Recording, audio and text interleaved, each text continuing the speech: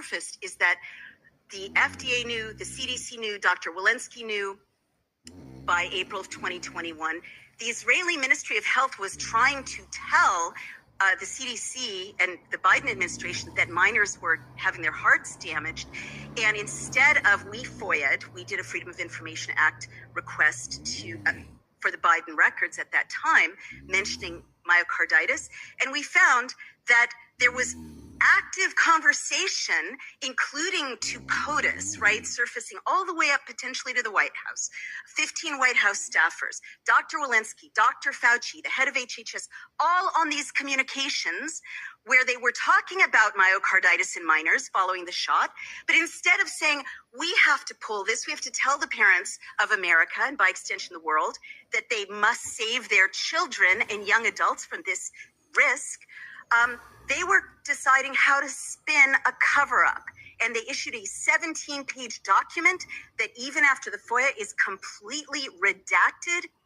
Pfizer knew all of these things. But all these side effects, all this damage isn't the most shocking, surprising thing in the Pfizer documents. And I'll tell you what is. You know, COVID is a respiratory infection.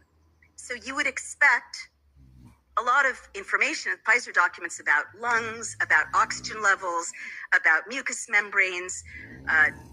No, there's almost nothing about respiratory issues in the Pfizer documents. What there is a 360-degree obsessive focus on ruining human reproduction. Sperm, ruining placentas, ruining fetuses in utero, ruining the birth process, ruining lactation.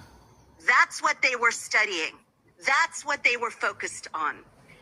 Why is that? Why did they take male and female rats, male vaccinated, female unvaccinated, mate them, sacrifice the rats, and examine the cells of their sex organs for a respiratory infection? Why is that? Overwhelmingly, the focus is on ruining human reproduction.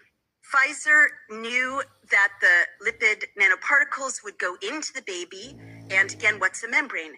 They knew that the lipid nanoparticles would traverse the membrane around the testes of baby boys in utero, thus degrading the Leydig cells and Sertoli cells of baby boys of vaccinated moms. Even if the babies are not vaccinated, they're getting this from their moms.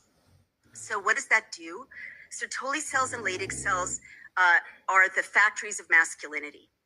Hormones, they switch on the hormones of masculinity at adolescence, triggering what we think of as a traditional adult male development,